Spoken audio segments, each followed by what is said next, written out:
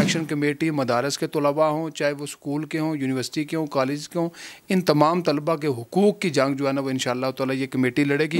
295C का तहफ़्फ़ुज़ हम सबसे पहले चाहते हैं इस मुल्क के आइन में, और उसके बाद जो निसाब में इस्लामियात की बुक है, मुतालिया पाकिस्तान की बुक है, कोई भी बुक है, उसके बीच में ख़त्म नबूवत, नामुस रिसालत, इसके स्पेशल टॉपिक दिए जाएँ। आवाज़ नहीं उठाते आज तो इसका मतलब है कि कोई फ़ायदा नहीं है हमारा हुकूमत में होने का। मैं तो यहूद और नसारा से दोस्ती कर बैठा हूँ, मैं तो मस्जिदें बेच चुका हूँ, मदारिस बेच चुका हूँ, ज़मीर का सौदा, ईमान का सौदा कर चुका हूँ। बिस्मिल्लाहिर्रहमानिर्रहीम। अस्सलामु अलैकुम नादरीन, मैं हूं आपका मेज़बान सईद अख्तर रब्बानी और आप देख रहे हैं जूम मीडिया। नादरीन, कुछ दिन पहले इस्लामाबाद में तलबा बैठक हुई। आज जूम मीडिया ने कोशिश की है कि एक दफ़ा दोबारा तलबा की बैठक कराई जाए, उनसे कुछ सवाल किए जाएँ। आज हमारे साथ मौजूद हैं शहीद सियालवी साहब जो तलबा एक्शन कमेटी के चेयरमैन हैं, और उनके साथ हमारे साथ मौजूद हैं सरदार मदर साहब जो मेसो से हैं, और राजा दानिश साहब तहरीक लब्बैक या रसूल अल्लाह से हैं, और जुनैद आरिफ अब्बासी साहब जो ISF से हैं। आप तमाम मेहमानों का बहुत शुक्रिया कि आपने जूम मीडिया को वक्त दिया। सबसे पहला सवाल मदर साहब मैं आपसे करना चाहूँगा, तलबा एक्शन कमेटी बनाई गई, इसके क्या मकासद हैं, इसके बारे में ज़रा बताइए। बिस्मिल्लाहिर्रहमानिर्रहीम। 18 तारीख को तमाम तलबा तंजीमों की तालीमी बैठक हुई। उसके अंदर इस्लामी जमीयत तलबा, अंजुमन तलबा इस्लाम, ISF, PSF, MSF, तहरीक लब्बैक और इसी तरह मुख्तलिफ़ यूथ, ख़त्म नबूवत यूथ, तमाम तलबा तंजीमों ने आखिर पे एलामिया पेश किया। उससे कबल मुशावरत से हमने तलबा हुकूक़ के लिए जो है ना एक कमेटी तश्कील दी, जिसकी सरबराही जो है ना वो मिली है ब्रदर शहीद सियालवी को, और उनके मावनत के ऊपर फिर हम तमाम तंजीमों को जो दिया है, और इस एक्शन कमेटी के ऊपर एक अमीर मुंतखब किया है। बाकी तमाम जो तलबा तंजीमें हैं उनको भी उतने ही इख्तियारात हासिल हैं जो चेयरमैन को हैं। चेयरमैन अमीर की हैसियत से हैं और वो फ़ैसला करेंगे। बाकी इस कमेटी का बनाने का मकसद कोई सियासी नहीं है, बल्कि हमारा ये मकसद था कि हम तमाम तलबा के हुकूक़ की जंग एक प्लेटफार्म से लड़ें। इससे वफाकी वज़रा से लेके सूबाई वज़रा तक तालीम से मुतल्लिक़ जितने भी अफराद हैं उनके साथ एक कमेटी मुलाकात करे। बिलखुसूस जिन तलबा के इस वक्त हुकूक़ के ऊपर डाका डाला जा रहा है, हम तलबा तंजीमों का हमारा नस्बुल ऐन ये था कि हम तलबा हुकूक़ के लिए जंग लड़ेंगे। अभी हमारा टाइम है कि हम अपने तलबा के लिए ये जंग लड़ रहे हैं। हम हुकूमत से मुतालबे के लिए ये कमेटी बनाई गई, और बिलखुसूस जिन तलबा के मुस्तकबिल दाव पे लगे हुए हैं उस मुस्तकबिल को बचाने के लिए ये एक्शन कमेटी, तलबा एक्शन कमेटी जो है ना वजूद में आई।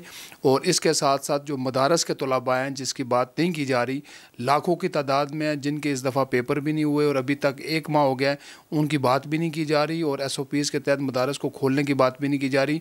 तो ये एक्शन कमेटी मदारस के तलबा हों, चाहे वो स्कूल के हों, यूनिवर्सिटी के हों, कॉलेज के हों, इन तमाम तलबा के हुकूक़ की जंग जो है ना वो इंशाअल्लाह ताला ये कमेटी लड़ेगी। और तमाम बरदर तलबा तंजीमों ने ये कमेटी तश्कील दी थी, और इसकी सरबराही जो है ना वो शहीद सियालवी भाई को मिली है, और इंशाअल्लाह ताला हम इनकी क़यादत में तलबा हुकूक़ की जंग लड़ते रहेंगे। इसके लिए जो भी हुक्म करेंगे MSO पाकिस्तान समेत तमाम तलबा तंजीमें इंशाअल्लाह ताला अपना किरदार अदा करेंगी। बहुत शुक्रिया। दूसरा सवाल मैं राजा दानिश साहब आपसे करूँगा कि आपकी इस कमेटी की तरफ से डिमांड आई गई कि निसाब में तब्दीली की जाए। आप बताइएगा कि आप किस किस्म की निसाब में तब्दीलियाँ चाहते हैं। जी, औज़ुबिल्लाहि मिनश्शैतानिर्रजीम, बिस्मिल्लाहिर्रहमानिर्रहीम। मैं इंतहाई मशकूर और ममनून हूँ जूम मीडिया का कि उन्होंने आज इस प्लेटफॉर्म पे आवाज़ बुलंद की, तलबा हुकूक़ की आवाज़ बुलंद की, और बिलखुसूस हमें दावत दी कि हम इस मौजू को डिस्कस करें। मैं समझता हूँ कि जो निसाब में चेंजिंग की गई है, इससे पहले भी चेंजिंग होती रही है, और बहुत से मज़मून बीच में ऐड किए गए हैं और बहुत से मज़मून स्किप किए गए हैं। ख़ास करके ख़त्म नबूवत का जो मसला है उसको स्किप किया गया बीच में। अक़ीदा ख़त्म नबूवत जो है वो हर मोमिन मुसलमान साहिब ईमान का उस पर यकीन है, और हमें चाहिए कि हर प्लेटफॉर्म पे उस चीज़ की आवाज़ बुलंद की जाए ताकि हमारे नौजवान नस्ल को पता चले कि ख़त्म नबूवत व नामूस रिसालत क्या है। मैं आपको एक छोटा सा उसमें डिस्कस करना चाहता हूँ कि तकरीबन 3 से 4 माह कबल की ये बात है कि मैं एक यहाँ से पिंडी से आउट ऑफ सिटी ट्रैवल कर रहा था। मेरे साथ एक बुज़ुर्ग बैठे हुए थे। बड़ी अच्छी उन्होंने एक बात की और मुझे दिल पर भी लगी कि हम उनकी एज तकरीबन 60 से 65 के दरमियान थी। उनको पता चला कि मेरा ताल्लुक़ तहरीक लब्बैक से है, तो उन्होंने मेरे साथ डिस्कस किया जी कि हम बड़ा खादम हुसैन रिजवी साहब को ही बड़ा सुनते हैं, और इस मौजू को ख़ास करके उन्होंने ख़त्म नबूवत का जो काज है वो समझाने के लिए मैं बात कर रहा हूँ कि उन्होंने बताया कि मेरी उम्र 60 से 65 साल है, पर हमें इस चीज़ का वल्ला ये इल्म नहीं था कि ख़त्म नबूवत व नामूस रिसालत पर पहरा देना कितना ज़रूरी है, और ये चीज़ और इसके हक़ और ये इस चीज़ की आवाज़ बुलंद करना और इस पर अमल पैरा होना, और बिलखुसूस कि ये ईमान का हमारे हिस्सा है बिल्कुल, और उसकी जो आवाज़ बुलंद की ख़त्म नबूवत व नामूस रिसालत की कि बिला अमीरुल मुजाहिदीन ने वो बुलंद की, और आज बच्चे को ये चीज़ पता है कि ख़त्म नबूवत व नामूस रिसालत का मसला कितना हसास मसला है, और उस पर हमारा किस हद तक यकीन होना चाहिए कि हमारे ईमान जो है वो उसके अलावा हम कुछ भी नहीं हैं। जैसा कि आप देख रहे हैं कि निसाब में KPK के निसाब की बात की जाए तो उसमें आप देख रहे हैं कि प्राइमरी क्लास के जो इस्लामियात की किताब थी उसमें से बिल्कुल बड़ी ही एक टेक्निकल तरीके से ये क्वेश्चन नंबर 6 को स्किप कर दिया गया, जिसके ऊपर के अकीदा ख़त्म नबूवत से क्या मुराद है और आखिरी नबी पर ईमान लाना वो क्या है, कैसे नहीं है। वो पूरा ये नहीं कि किसी ने गलती से स्किप हो गया, बाकी 5 क्वेश्चन उसके बीच में मौजूद हैं, पर क्वेश्चन नंबर 6 वहाँ से स्किप किया गया, और जो बाकी टेक्निकल सिलेबस है उसमें से आंसर भी वहाँ से रिमूव किए गए हैं। और ये इस हद तक कादियानी लॉबी और जो गैर मुस्लिम हैं वो आपके अंदर निसाब तक शामिल हो चुके हैं, और उसको ख़त्म करने के लिए हर प्लेटफॉर्म को यूज़ कर रहे हैं। वो किस तरीके से कर रहे हैं अब ये भी कोई पता नहीं चलता हमें कि कैसे हो रहा है, कैसे चेंजिंग हो रही है, और किस तरीके से इसको हम दुरुस्त करने की कोशिश करें। हमारा तो तलबा एक्शन कमेटी जो बनाई गई है इससे भी हमारा यही मुतालबा था, और हम खुद इनके साथ खड़े हैं हर मौके पर, और हमारा आला हुकाम से और वज़ारत तालीम से बिलखुसूस ये मुतालबा है कि ये चीज़ जो है इस्लाम और तारीख़ इस्लाम और नज़रियात इस्लाम, इस चीज़ को, और ये जो कि इस्लामियात के निसाब में आपने अगर 4th 5th क्लास तक भी शामिल किया या मैट्रिक तक किया हुआ है तो इसको मज़ीद आगे एक्सटेंड किया जाए, FSC में, BA में, MA में, यहाँ तक कि PhD लेवल तक बताया जाए कि ख़त्म नबूवत काज क्या है। आप आज यूनिवर्सिटीज़ में चले जाएँ, कॉलेजेस में चले जाएँ, आप वो शेर भाई ने इससे पहले भी बात की थी कि अगर आप लोग बैठे हुए हैं, आप 100 में से 50 बंदों को फिगर करके आप पकड़ लें, और उनमें से 50 में से भी आपको किसी को 10 या 15 को सही हकीकी मानों में ये पता होगा ख़त्म नबूवत व नामूस रिसालत क्या है। तो इस चीज़ को एक निसाब में शामिल किया जाए, और हर इस्लामियात की बुक को, ये जो हमने छोटे छोटे सफ़ों में मुश्तमिल इस्लामियात बनाई हुई है, ये बहुत बड़ी इस्लामियात है। मुताला पाकिस्तान बहुत बड़ा है, इसके पीछे बहुत सी कुर्बानियाँ हैं मुसलमानों की, अजीम जंगजू रह चुके हैं, अजीम कौमें रह चुकी हैं हमारी, और बहुत सा हमारी तारीख़ है जिस चीज़ को स्किप कर दिया गया है, और हमें जस्ट एक्सफोर्ड वाली साइड पे लेकर गए हैं, और हमें दुनियादारी की तरफ ले आए हैं, और जो कि इस्लाम और हमारा जो मिशन है उसे हमें दूर किया जा रहा है। और मेरा आला हुकाम से भी और वज़ारत तालीम से भी ये कड़ा मुतालबा है कि ख़त्म नबूवत काज को और ख़त्म नबूवत का जो ये क्वेश्चन है और ख़त्म नबूवत की शिक को हर तरह से महफूज किया जाए, और आइन में भी महफूज किया जाए। 295C का तहफ़्फ़ुज़ हम सबसे पहले चाहते हैं इस मुल्क के आइन में, और उसके बाद जो निसाब में इस्लामियात की बुक है, मुताला पाकिस्तान की बुक है, कोई भी बुक है, उसके बीच में ख़त्म नबूवत, नामूस रिसालत, इसके स्पेशल टॉपिक दिए जाएँ। हमारे इस्लाफ के जो वाक़यात हैं उनको नकल किया जाए, उनको कोट किया जाए, ताकि हमारी यंग जनरेशन को पता चले कि सुल्तान सलाहुद्दीन अयूबी कौन थे, नूरुद्दीन जंगी कौन थे, खालिद बिन वलीद कौन थे, मोहम्मद बिन कासिम कौन थे। आज अगर एक महफिल लगती है हमारे यूथ की तो उन सारों को मैं समझता हूँ कि ये बहुत शर्मिंदगी की बात है कि हमें टिकटॉक के बारे में बड़ी अवेयरनेस है, ठीक है, सोशल मीडिया ऐप्स के हवाले से हमें बड़ी अवेयरनेस है, हमें ये नहीं पता कि सुल्तान सलाहुद्दीन अयूबी कौन थे, नूरुद्दीन जंगी कौन थे, और हम इससे बहुत दूर हो चुके हैं। इस चीज़ को निसाब में शामिल किया जाए ताकि वो जो तालिब इल्म है वो इस चीज़ को रीड करें, उनको पता चले कि इस्लाम का बैकग्राउंड क्या है, इस्लाम के नज़रियात क्या हैं। और हम ये तलबा की जो एक्शन कमेटी बनी है इसके प्लेटफॉर्म से भी ख़त्म नबूवत व नामूस रिसालत के इस मौजू को उजागर करेंगे, और आला हुकाम से भी एक बार फिर अपील करते हैं कि वो इसको निसाब में शामिल करके और इसको तहफ़्फ़ुज़ फराम किया जाए, और बिलखुसूस जो कादियानी हैं, जो मुर्तद हैं, बिल्कुल उनको देखा जाए कौन है, और आला इदारों में जो फ़ाइज़ हैं उनको वहाँ से ख़त्म किया जाए, उनको हटाया जाए, और जो लोग इसके रद्दोबदल करते हैं उनके ख़िलाफ़ सख्त एक्शन होना चाहिए, ना कि अगर एक तंजीम या एक कोई जमात उनके ख़िलाफ़ FIR एप्लीकेशन फ़ाइल करे तो उसको हफ्ते बाद पता चलता है जी कि उसकी ज़मानत हो गई है या उसके पीछे बहुत बड़ी लॉबीज़ आ गई हैं, उनको तहफ़्फ़ुज़ फराम यहाँ से उठा कर उनको बाहर भेज दिया जाता है। ये चीज़ें इस्लाम है और मुल्क पाकिस्तान है, इसके नज़रियात, इसकी आइडियालॉजी और इस चार दीवारी के अंदर रह के इसके जो इशूज़ हैं इसको सॉल्व किया जाए। आप हुकूमत की ज़िली तंजीम हैं जी, मैं आपसे पूछना चाहूँगा कि इस टाइम आप जो एक्शन कमेटी बनी है उसमें भी आप भी आए, आपने उसमें शिरकत की।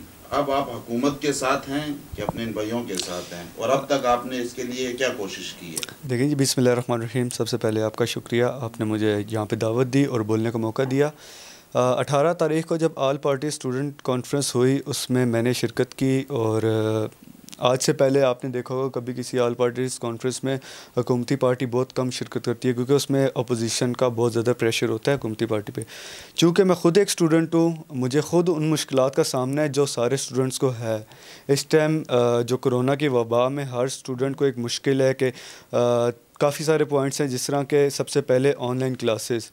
100 में से 60% लोग ऑनलाइन क्लासेस ले सकते हैं, बाकी 40% नहीं ले सकते। तो हम हुकूमत से कुछ ऐसे मुतालबात आगे रखेंगे कि या तो उनको ऑनलाइन क्लासेस को यूट्यूब पे अपलोड किया जाए, क्योंकि अक्सर होता है किसी एरिया में किस टाइम होता है इंटरनेट और किसी टाइम नहीं होता, तो जिस टाइम होता है वो उस टाइम तालिब इल्म अपना इंटरनेट खोल के यूट्यूब पे क्लास ले ले। उसके अलावा सबसे बड़ा मसला फ़ीस का इस टाइम, चूँकि हम लोग ना यूनिवर्सिटी जा रहे हैं, ना कॉलेज जा रहे हैं, ना स्कूल जा रहे हैं, तो हम लोग उनके कोई भी चीज़ यूज़ नहीं कर रहे, जिस तरह लाइब्रेरी होती है, स्पोर्ट्स, ट्रांसपोर्ट, ये सारी चीज़ें नहीं यूज़ कर रहे, और इसका सारी फ़ीस हमें देनी पड़ी है। ये फ़ीस हम लोग उनसे कम करवाएंगे, ये मुतालबा एक रखेंगे उनके सामने। और तीसरा मुतालबा ये है कि टीचर्स को भी ना निकाला जाए, इतनी फ़ीस ली जाए कि टीचर्स भी रहें उस स्कूल कॉलेजेस में, और स्टूडेंट से भी उतनी फ़ीस ना ली जाए कि आजकल के हालात में कुछ बल्कि कुछ नहीं, बहुत सारे स्टूडेंट्स हैं जो फ़ीस नहीं दे पा रहे। तो अभी हम लोग कोशिश में हैं, शहीर भाई चेयरमैन है हमारी तलबा एक्शन कमेटी के, जो तलबा एक्शन कमेटी बनी, हम लोग इनकी क़यादत में मैं इंशाल्लाह हर हुकूमती अरकान जो पंजाब असम्बली के मिनिस्टर हैं फॉर हायर एजुकेशन, उनसे हम लोग मुलाकात करेंगे। नॉन फॉर्मल बेसिक एजुकेशन के मिनिस्टर हैं राजा राशिद हफीज़ साहब, उनसे मुलाकात करेंगे। और वासिक क़य्यूम साहब हैं, वो पेफ के चेयरमैन है पंजाब एजुकेशन फाउंडेशन, उनसे मुलाकात करके उनके सामने मुतालबात रखेंगे, क्योंकि मैं ख़ुद एक स्टूडेंट हूँ और मुझे इन सब मुश्किलात का इस टाइम सामना हो रहा है। और अगर हम आवाज़ नहीं उठाते आज, तो इसका मतलब है कि कोई फ़ायदा नहीं है हमारा हुकूमत में होने का, और आज अगर मैं इनके साथ ना खड़ा हूँ तो मैं समझूंगा ये मेरी नाकामी है। बहुत शुक्रिया शेर सियालवी साहब। बड़ी जिम्मेदारी तमाम तंजीमों, स्टूडेंट तंजीमों ने आपके कंधे पर रखी है, आप इस बारे में क्या कहेंगे? देखिए, मैं सबसे पहले इनकी बातों को इंडोर्स करते हुए आगे चलूँगा। हमारे भाई ने एक बहुत इम्पॉर्टेंट बात की थी निसाब तालीम से रिलेटेड। एक प्रॉपर महकमा बनने की ज़रूरत है। सवाल ये नहीं है कि ख़त्म नबूवत सल्लल्लाहु अलैहि वसल्लम के क्वेश्चन को निकाला गया और हफ्ता एक एहतजाज होने के बाद वो वापस इंक्लूड कर दिया गया। This is not an achievement, ये कोई कामयाबी नहीं है। सवाल ये है कि आपके बच्चे को कोई अगवा कर लेता है, हफ्ता आप एहतजाज करते हैं, वो कहते हैं ठीक है ये लो बच्चा वापस ले लो, तो आप घर बैठ जाएंगे। आप उससे पूछेंगे ना, भाई बच्चे को अगवा क्यों किया, कैसे किया, किसके कहने पे किया और किसने किया? डिमांड्स तो ये होनी चाहिए। यही डिमांड हम सब की मुश्तरका ये है कि एक ऐसा इदारा, एक ऐसा महकमा बनाया जाए तालीमी इदारों में, आपके HEC के अंडर वो हो, या आपके बोर्ड्स के अंडर हो, या एजुकेशन मिनिस्ट्री के अंदर हो, या इसके सब ऑफिसेस बनाए जा सकते हैं। इनका काम ये हो कि कहाँ कहाँ निसाब में इस्लामिक जो टॉपिक्स हैं उनको अमेंड करने की कोशिश की गई, तो वो कौन कौन लोग इन्वॉल्व थे, वो उनके पीछे कौन थे, उन्हें पैसे किसने दिए, उन्हें ऑर्डर्स किसने दिए, उनके ऊपर इंटरनेशनल प्रेशर था या ब्यूरोक्रेसी का प्रेशर था या टीचर्स का प्रेशर था या किसी और चीज़ की लालच थी। ये सारी चीज़ें सामने लाई जाएं, ऐसे लोगों को सख्त से सख्त सज़ा दी जाए, तब जाके चीज़ें कवर अप होंगी। नंबर 2 जो सबसे ज़्यादा इशू क्रिएट होता है वो ये होता है कि जब टीचर्स आप लोगों को पाकिस्तान की इस्लामिक आइडियोलॉजी के ख़िलाफ़ जाके बात करते हैं, जब स्टूडेंट्स मुतनाज़ बात करते हैं और उन पे कोई चेक एंड बैलेंस नहीं होता। आप ये देखें, पाकिस्तान में आर्टिकल नंबर 295C तो मौजूद है, मेरे भाई ने बहुत अच्छी बात की कि उसका तहफ़्फ़ुज़, लेकिन मामला ये है कि 295C को इम्प्लीमेंट कहीं नहीं किया गया। आज तक किसी गुस्ताख को सरेआम फांसी नहीं दी गई, उसको कैफरे किरदार तक नहीं पहुंचाया गया।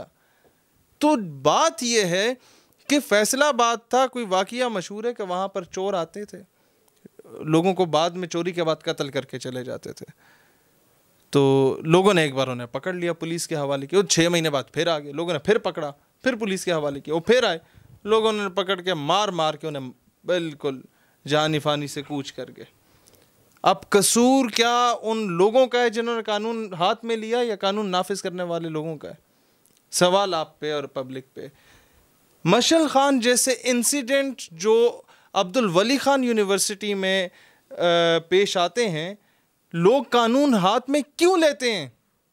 जब वो ये देखते हैं कि आसिया मलूना के केस का क्या फैसला आ रहा है, जब वो ये देखते हैं कि मुमताज़ कादरी को तो फांसी दी जा रही है, जब वो ये देखते हैं कि यार इस बेस पे इस चीज़ को इम्पोर्टेंस दी नहीं जा रही, तो वो कोई मौलवी उठ के उसे नहीं मारता।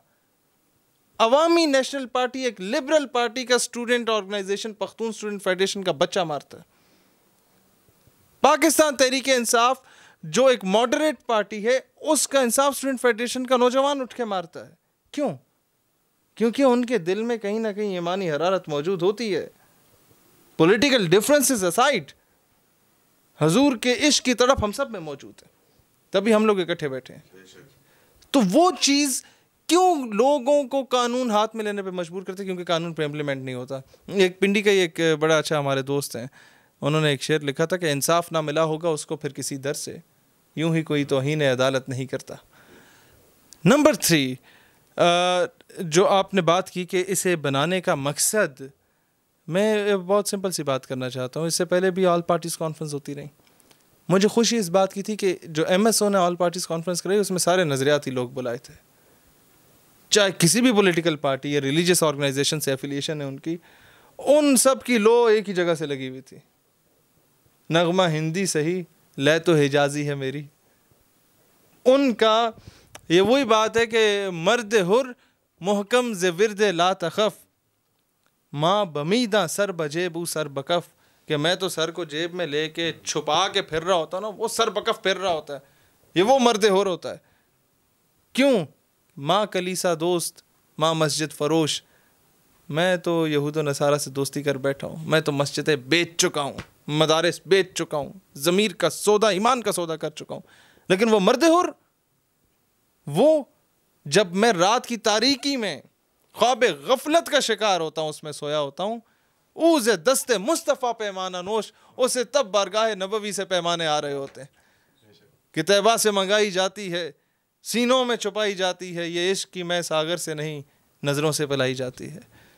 तो ये वो निस्बत है जिसने हम सबको यहाँ जोड़ के रखा है। ये वो नज़रियाती लोगों का फोरम है जो कि आपको सिर्फ फेसबुक पे नज़र नहीं आएंगे, जो आप लोगों का मैदान अमल में नज़र आएंगे। जो आज से 1.5 साल पहले हॉलैंड एम्बेसी का रुख किया था तो दूसरा सिरा नज़र नहीं आ रहा था हमें तमाम लोग बग़ैर बुलाए आपको अव्वलीन सफ़ों में नज़र आए थे, क्योंकि मामला हज़ूर अलैहिस्सलाम की ज़ात मुबारक का था। आप अज़मत सहाबा, शान सहाबा पे बात करें, आप दिफ़ाए शान अहले बैत पे बात करें, आपको ये लोग बिन बुलाए अव्वलीन सफ़ों में मिलेंगे, आपसे एक कदम आगे मिलेंगे। तो ये वो रूहानी रिश्ता है जो मैं समझता हूँ खूनी रिश्तों से बढ़ के होता है। ये इन लोगों की एक प्रेस कॉन्फ्रेंस और ऑल पार्टीज कॉन्फ्रेंस MSO को ये शर्फ हासिल हुआ कि उन्होंने सबको ऑन बोर्ड लिया, और वहाँ पर हम लोगों ने कहा कि यार ये मुल्क का मुस्तकबिल ये नौजवान है, इनके मुस्तकबिल से खिलवाड़ करोगे तो मुल्क का मुस्तकबिल तबाह होगा। और एक बहुत अहम मुतालबा जो वहाँ किया गया वो ये था कि तलबा तंजीमों को बहाल किया जाए। 1857 की जंग आज़ादी के बाद अंग्रेज़ ने जब जंग आज़ादी होती थी तो उस दौर में जो मुसलमान आपस में प्लानिंग करते थे कि कल हम अंग्रेज़ों के ऊपर धावा बोलेंगे, तो बीच में कोई जो लीचड़ किस्म के लोग होते थे, मुखबर बैठे होते थे, जो कि बाद में मैं आऊँगा उस तरफ, वो मुखबरी करते थे, तो वो सारा प्लान नाकाम हो जाता था और मुसलमानों को वहाँ शिकस्त हो जाती थी। अंग्रेज़ जब यहाँ से जाने लगा तो उसने कहा अपने चेहरे चापलूस जो है इन्हें नवाजते जाएँ। तो उन्होंने सुबह का सूरज तुलू होता था तो उन्हें घोड़े पे बिठाया और कहा घोड़ा दौड़ाओ, मगरिब तक, गरूब आफ्ताब तक, जहाँ तक वो घोड़ा दौड़ता था वहाँ तक की ज़मीन उन्हें दी जाती थी और कुल्ला दस्तार पहना के कहा जाता था कि तुम यहाँ के नवाब हो, तुम यहाँ के वडेरे हो। आज उनकी औलादें हर पॉलिटिकल पार्टी में आपको कहीं ना कहीं मेन स्ट्रीम में नज़र आएंगे, और जब वक्त तकसीम होगी ना सारी ज़मीनें, तो फिर कुछ ऐसे बड़े बड़े आस्थान थे जहाँ पर बड़े बड़े चंदे इकट्ठे किए जाते थे। वहाँ का गदी नशीन कोई नहीं होता था, या वो बेचारा माली तौर पे इतना वो उस तरीके से मुस्तहकम नहीं होता था, चंदे औकाफ में चले जाते थे। वहाँ का गदी नशीन अपने उन चेले चापलूसों को बनाया गया। वो लोग आज बड़े बड़े आस्थानों पे भी फाइज हैं, वो लोग आज बड़ी बड़ी कुर्सियों पे भी फाइज हैं। वो हर पॉलिटिकल पार्टी में आपको नज़र आएंगे। ये वो अशराफिया है जो कभी ये नहीं चाहेगी कि एक मजदूर दिहाड़ीदार का बेटा असम्बली में आके बैठे, जो कभी ये नहीं चाहेगी कि एक आम नौजवान जो सेल्फ मेड आदमी है वो हमारे साथ वाली कुर्सी पे आके बैठे। ये वही ब्राह्मण समाज है, ये वही आर्या समाज है, ये वही नज़रिया है कि ये दलित और शूदर तो हमारे साथ नहीं बैठ सकते। ये दलित और शूदर वाला हिसाब आज की तलबा तंजीमों से किया जा रहा है। मेरे साथ ISF के दोस्त बैठे हैं, मेरे साथ TLP के दोस्त बैठे हैं, MSO के दोस्त बैठे हैं। ये बेहतर इस चीज़ को बता सकते हैं, इनकी उठना बैठना हर पॉलिटिकल पार्टी की स्टूडेंट ऑर्गेनाइजेशन के साथ है। ये बेहतर जानते हैं कि पॉलिटिकल पार्टीज अक्सर औकात क्या हर जगह पर हर 5 साल में 6 महीने स्टूडेंट ऑर्गेनाइजेशंस को एक्टिव करती हैं इलेक्शन से पहले, और बच्चों को इस्तेमाल किया जाता है कि आप नारे लगाएं। उसके बाद उन बच्चों की बात नहीं सुनी जाती उस तरीके से।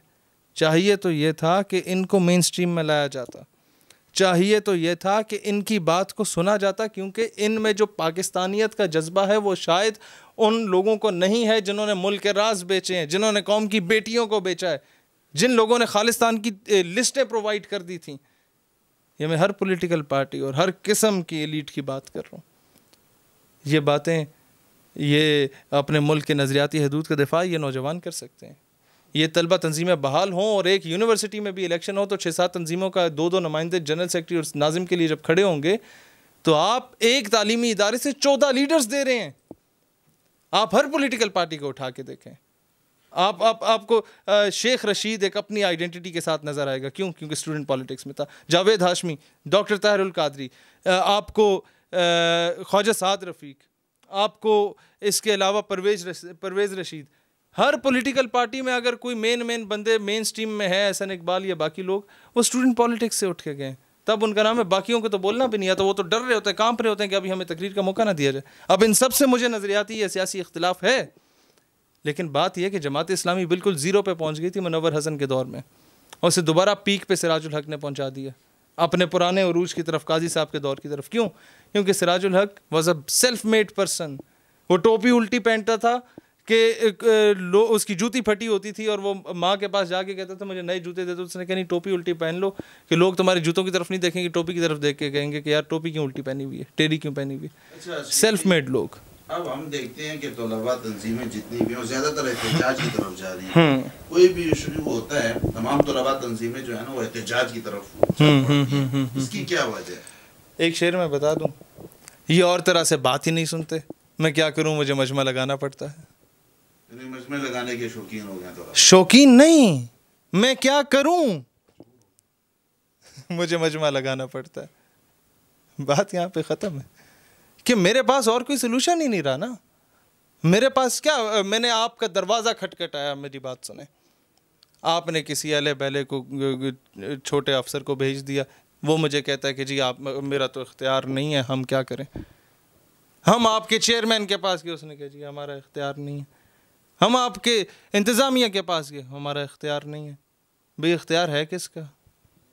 क्या करें हम तो चाहते हैं ना, हम क्यों सड़क पे ख्वार हों, हम क्यों भूख हड़ताल करें, हम क्यों एहतजाज करें। जब बात मामलात से तय हो रही है, तो मामलात से जब बात नहीं तय हो रही थी तभी हम सड़क पे आने पे मजबूर हुए थे नौजवान। कोई पागल है कि बेचारा अपनी एनर्जीज़ को वेस्ट करे, इस कौम के मुस्तकबिल को सड़क पे आना पड़े। फाटा के वो ट्राइबल्स जिन्होंने कश्मीर, आपको आज़ाद कश्मीर तोहफे में लाके कायदे आज़म को दिया था, उनके बच्चों को सड़क पे आना पड़े। नवाब अकबर भुट्टी के साथ जिन्होंने मिल के पाकिस्तान की हिमायत का ऐलान किया था, उनके बच्चों को सड़क पे आना पड़े। सिंध में जिन्होंने मोहम्मद बिन कासिम के फर्जंद होने का सबूत दिया था, उनके बच्चों को यहाँ पर सड़क पे आना पड़े। पंजाब की वो चविंडा, समड़ियाल और पसरूर की वो माएँ जो खाइयाँ बेलचे लेके पहुँच गई थी हिंदुस्तानी बॉर्डर्स पर, उनके बच्चों को सड़क पे आना पड़ा। आप ये देखें ना, ये क्या दोहरा मेयार नहीं है? तो ये किसी किस्म के अलमिये से कम नहीं है कि आपके मुल्क का जो मुस्तकबिल है उसको आप सिर्फ 1.14% बजट दे रहे हैं। क्या ये खिलवाड़ नहीं है? आपके मुल्क का जो मुस्तकबिल है उसको आप यकसा तालीमी निसाब ही नहीं दे पा रहे। आपके मुल्क का मुस्तकबिल है उसको आप एक अच्छा तालीमी निसाब ही नहीं दे पा रहे। तो क्या ये आप अपने मुल्क के मुस्तकबिल के साथ नहीं खेल रहे? या आपको यकीन है कि ठीक है ये सारे मेन अशराफिया इन्हीं के बच्चों ने आ जाना है, वही खान साहब जो हैं, वही चौधरी साहब जो हैं, वही मियाँ साहब जो हैं, वही लीड करेंगे। वही बात है कमर जबान कायरा को जब शेख रशीद ने कहा था कि मैंने रिकमेंड किया जरदारी साहब को कि ऐसे वज़ीर आज़म बनाओ, तो बाद में पता चला ये लोग सिर्फ नारे लगाने के काम आएंगे। अच्छा, एक बात हमेशा की जाती है कि यकसा तालीमी निसाब होना चाहिए तमाम तलबा के लिए। आपको लगता है क्या ये पाकिस्तान में इसको लाना मुमकिन है कि सबके लिए एक तालीमी निसाब हो? कैसे मुमकिन नहीं, आप बता दें। मैं आपसे पूछ रहा हूँ कैसे? बहुत सिंपल सी बात है। आपने मदारिस को अपग्रेड करके कहा कि हम उन्हें साइंस से टेक्नोलॉजी पढ़ाएंगे, कहा आप यही काम यूनिवर्सिटी में भी कर लें ना, उन्हें अपग्रेड करके दरस निज़ामी करा लें, बच्चों को हाफिज़ बना लें। हमारे दौर में तो नहीं था, लेकिन हम चाहते हैं हमारे बच्चे पढ़ लें, ये दोनों तालीमात उन्हें इकट्ठी मिल जाएं। एक तरफ वो अंग्रेज़ी भी सीख रहा है, साथ अरबी और फ़ारसी भी सीख लेगा। आप समझ रहे हैं? कम से कम इस ज़हनी ग़ुलामी से तो निकलेंगे कि यार मुझे अगर अंग्रेज़ी के 4 लफ्ज़ ठीक बोलने आ गए तो मैं लीडर हूँ, भावें मैंने किताबें कोई ना पढ़ी हों। दूसरी तरफ बेचारा सारी ज़िंदगी मुताला करता है लेकिन अंग्रेज़ी ना बोलना जानता हो, तो म्यार किसी की तालीम का ये रखा गया हो कि यह अंग्रेज़ी अच्छी होनी चाहिए। इंग्लिश एज ए सब्जेक्ट पढ़ाया जा रहा है, क्यों? अरबी क्यों नहीं? फ़ारसी क्यों नहीं? आप ये देखें ना कि इन चीज़ों को भी बराबरी की सतह पर रखा जाए, या उर्दू को वो मकाम दें कि आज माशरे में जब आप उर्दू ज़ुबान बोलते हैं तो आपको हकीर समझा जाता है। बड़े बड़े ये OA लेवल्स के स्कूल में लिखा जाता है कि जनाब speaking foul language and Punjabi is not allowed, कि बकवास किस्म की ज़ुबान बोलना और पंजाबी बोलने की इजाज़त नहीं। आप पंजाबी बाबा बुल्ले शाह की ज़ुबान को क्या कह रहे हैं? आप सुल्तान बाहू की ज़ुबान को क्या कह रहे हैं? सवाल ये पैदा होता है हम अपनी सकाफ़त को ख़ुद गाली दे रहे हैं। शेर से अलवी की गुफ्तगू में अब काफ़ी रवानी है, लगता है मुस्तकबिल में इलेक्शन भी लड़ेंगे। जब ये कौम ये फैसला करेगी कि हमने दांतों के जल से बटेरों को लड़वाना, कुत्तों को लड़वाना, मुर्गों को लड़वाना, इसको तरजीह नहीं देनी। हम लोगों ने कश्मीर की बहन की सर पे दुपट्टा देने पे तरजीह देनी है। जब वोट नज़रियात पे मिलना शुरू हो जाए और वो ये बरादरी सिस्टम को साइड पे रखें कि यार ये हमारी बरादरी का बंदा है, भावें शराबी है, चरसी है, नशोई है, या कबाबी है, या वो शिकारी है, उसको साइड पे रख के जब वो ये बोले कि नहीं आप नज़रिए की बुनियाद पर कौम का मुस्तकबिल, तब आ जाएंगे। 70 साल से कश्मीर के इशू पे तमाम जितने भी बैनुल अक़वामी प्लेटफॉर्म है पाकिस्तान के अंदर हर जगह पर एहतजाज किया जा रहा है। क्या आपको लगता है कि एहतजाज से कश्मीर का मसला हल हो जाएगा? पिछले 70 सालों से वज़ीर आज़म और सदर मुमलिकत और मार्शल लॉ एडमिनिस्ट्रेटर की कुर्सी तब्दील होती रही, कुर्सी वही, शक्लें तब्दील होती रही हैं, बयानात नहीं हुए तब्दील। चीफ सेक्रेटरी आता है या कोई और सेक्रेटरी आ जाता है, कहता है सदर साहब, वज़ीर आज़म साहब, कश्मीर LOC पे फायरिंग हो गई, इंडिया ने कश्मीरियों पे जुल्म कर दिया। अच्छा यार ज़रा तगड़ा सा बयान लगा दो। अब तो वो और बयान वही नहीं वही बयान में तो चलो सर नहीं, नजर आती थी, बयान क्या होता था? बयान था पिछले 70 सालों से एक ही बयान, हम भारत के मज़मूम मज़ाहिम की मजम्मत करते हैं, हम कश्मीरियों के साथ खड़े हैं, हम खून के आखिरी कतरे तक कश्मीरियों के साथ होंगे, बहुत ज़्यादा जुल्म हो जाए तो हम ईंट के जवाब पत्थर से देंगे। ना वो ईंट आज तक नज़र आई, ना वो पत्थर आज तक नज़र आया। खिलवाड़ किया गया। मेरे घर पे कब्ज़ा है, मैं पड़ोसियों से कहूँ कि जनाब मेरा कब्ज़ा छुड़वा दो तो पड़ोसी कभी भी नहीं छुड़वाएगा। वो कहेगा भाईजान तुहाडे घर ते तुसी पहल करो, असी दुआ कर लेंगे। अक़वाम मुत्तहिदा यूनाइटेड नेशन दुनिया का सबसे बड़ा फ्रॉड है, जहाँ 5 चौधरियों को सदारत दी जाती है कि आप ना करें तो ना, यानी कि सबको इक्वल राइट्स तो ना मिले। ये ह्यूमन राइट्स के चैंपियंस खुद जाके सबसे बड़ा फ्रॉड दुनिया में कर रहे। 70-72 सालों में कोई एक करारदाद तो दिखा देना, कोई एक फैसला तो दिखा देना, कोई एक लफ्ज़ दिखा दे जो अक़वाम मुत्तहिदा का मुसलमानों की हिमायत में हो। होलोकॉस्ट पे आप बात करें, आप पे पाबंदी है, दुनिया में 1% यहूदी, दुनिया में 175 करोड़ मुसलमानों के लिए आज तक इंटरनेशनल लेवल पे कोई ब्लास्फेमी लॉ इंट्रोड्यूस ही नहीं कराया गया कि आप हुजूर अलैहिस्सलाम की शान में कोई उल्टी सीधी बात करें तो उसको क्या सजा दी जाए। ये अक़वाम मुत्तहिदा सिर्फ यूनाइटेड नेशन के वो ऑपरेशंस जो मजलूम ये अफ्रीका के ममालिक में होते हैं, जहाँ पर ये जाके लोगों को आपस में लड़वा के वहाँ के ऑयल रिजर्व्स, वहाँ के गैस रिजर्व्स, वहाँ के कोल रिजर्व्स, वहाँ के जो आपके ये सोने के रिजर्व्स होते हैं, गोल्ड रिजर्व्स हैं, उस पर सिर्फ कब्जा करने के लिए। और छोटे मोटे मुल्कों की फ़ौज को कहा जाता है यहाँ जाके तुम लोग पहरा दो, अंदर आने की इजाज़त नहीं, हमारे इंजीनियर सिर्फ अंदर जाएंगे और उन्हें कहेंगे आपको तनख्वाहें हम डबल दे देंगे। फ्रॉड कर रहे हैं पूरी दुनिया के साथ। शेर सियालवी हमेशा खत्म नबूवत हुजूर के नामूस के तहफ़्फ़ुज़ की बात करता है। पाकिस्तान में भी कुछ दिन पहले पंजाब असम्बली में बिल पेश किया गया जो मुत्तफ़िका तौर पे पास कर लिया गया, लेकिन बदकिस्मती से इससे पहले अगर हम देखा जाए तो पाकिस्तान में मिली यकजहती कौंसिल बनी, उलमा बोर्ड वजूद में आया, पैगाम पाकिस्तान इसी सिलसिले में आया। कानून हमेशा बनते रहे हैं, लेकिन आज तक पाकिस्तान में बिखुसूस मुक़द्दसात की तौहीन पर कभी मुजरिम को सज़ा नहीं मिली। मैं सबसे पहले तो खराज तहसीन पेश करूँगा तमाम उन मेंबरान को जिन लोगों ने इस पर अपना रोल प्ले किया है, वो तपते सहरा में बारिश का पहला खतरा बने दौरे हाजिर में। नंबर 2, यही तो मेरा रोना है कि कानून जब इम्प्लीमेंट नहीं होता, सज़ा नहीं दी जाती, तो लोग कानून हाथ में लेते हैं। तौहीन अदालत को रोकने का सबसे अच्छा तरीका ये है कि मुजरिम को आप वक्त पे सज़ा दें, वरना justice delayed is justice denied. यही होगा।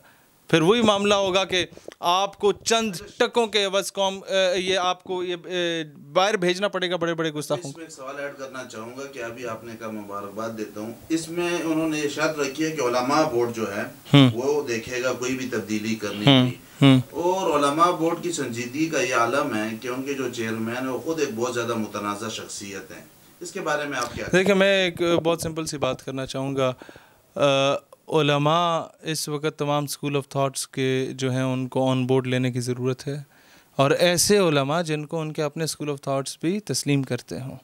और इसके साथ साथ इस वक्त मैं इस चीज़ पे बिल्कुल कमेंट नहीं करना चाहूँगा कि कौन से आलिम को होना चाहिए, कौन से को नहीं होना चाहिए, क्योंकि इससे मज़ीद मैं समझता हूँ फ़िरका वारियत को हवा देने के मुतरादिफ़ है, और हम लोग अभी ये चीज़ एक्सेप्ट नहीं कर सकते, और ना हम ये अफोर्ड कर सकते हैं कि मज़ीद हम पे वही बम बरसाए जाएँ और हम आपस में लड़ें, या हम आपस में पंजाबी पश्तून होकर लड़ें। लिहाजा बोर्ड बन गया, बस उसको सिर्फ वो बोर्ड जो सिफारिशात पेश करे उसको इम्प्लीमेंट करा दे गवर्नमेंट ऑफ पाकिस्तान, और हमें कुछ नहीं चाहिए। आखिर में शहीद सियालवी नौजवान तलबा को क्या पैगाम देगा? नौजवान तलबा को यही पैगाम देंगे, आज ले उनकी पनाह, आज मदद मांग उनसे, फिर ना मानेंगे क़यामत में अगर मान गया। इन्हें जाना इन्हें माना, ना रखा गैर से काम, लिल्लाहिल हम्द में दुनिया से मुसलमान गया। आज it's the right time to stand strong in order to defend नामूस रिसालत सल्लल्लाहु अलैहि वसल्लम। ये वक्त है ख़त्म नबूवत सल्लल्लाहु अलैहि वसल्लम के दिफा के लिए। पंखे के नीचे 250 हम ख्यालों के साथ मस्जिद मदरसे में बैठ के ताजदार ख़त्म नबूवत का नारा लगाना आसान है। रूट से आर्मी के, नेवी के, एयरफोर्स के, गवर्नमेंट के, प्राइवेट के, तालीमी इदारों में ये नारा लगा के आना, मगरिब को असल आग तब लगेगी कि यार ये मम्मी डैडी बच्चा जैसे हम समझते थे पेंट कोट टाई पहन के आ रहा है और वो ये नारा लगा रहा है। हमारे अरबों डॉलर की इन्वेस्टमेंट पे तो लात मार दी गई जो हम तालीमी निसाब को चेंज करने की बात कर रहे थे। मैं चाहता हूँ कि कल पीटीआई का ये नौजवान अपनी क़यादत से बोले कि जनाब आप बाद में, हमारा नज़रिया पहले है। मैं चाहता हूँ कि पीएमएलएन का नौजवान जाके क़यादत को बोले कि आप बाद में, हजूर इस्लाम की ख़त्म नबूवत पे हम कॉम्प्रोमाइज़ नहीं करेंगे। मैं चाहता हूँ कि पीपल्स पार्टी का नौजवान जाके बोले क़यादत को कि जनाब हम ठीक है भुट्टोइज़म पे कभी कॉम्प्रोमाइज़ नहीं करेंगे, लेकिन उससे बढ़ के अगर कोई बात है तो ये है कि हम नामूस रिसालत पे कभी कॉम्प्रोमाइज़ नहीं करेंगे। भुट्टोइज़म बाद में, हमारा मुल्क जिस आइडियोलॉजी पे बना है उस पर हम कॉम्प्रोमाइज़ नहीं करेंगे। हर पॉलिटिकल पार्टी में एक स्ट्रॉन्ग नज़रियाती लोगों की लॉबी होने की ज़रूरत है, तब जाके ये करारदादें मुतफ़िक़ा तौर पे मंजूर होंगी। नहीं तो वही वो कभी साइंस एंड टेक्नोलॉजी, कभी किसके नाम पे आके फ्रॉड होता रहेगा इस कौम के साथ। नाज़रीन, आपने तमाम तलबा रहनुमा की गुफ्तगू सुनी। सब एक ही पेज पर मुत्तफ़िक़ हैं कि अक़ीदा ख़त्म नबूवत का तहफ़्फ़ुज़ होना चाहिए। इसी के साथ अपने मेज़बान सैयद अख्तर रब्बानी को इजाज़त दीजिए और देखते रहिए ज़ूम मीडिया। बहुत शुक्रिया।